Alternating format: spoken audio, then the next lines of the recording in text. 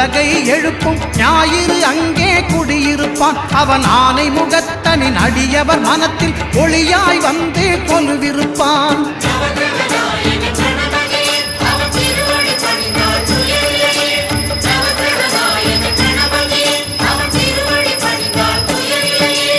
ஒன்பது கோளும் ஒன்றாய் காண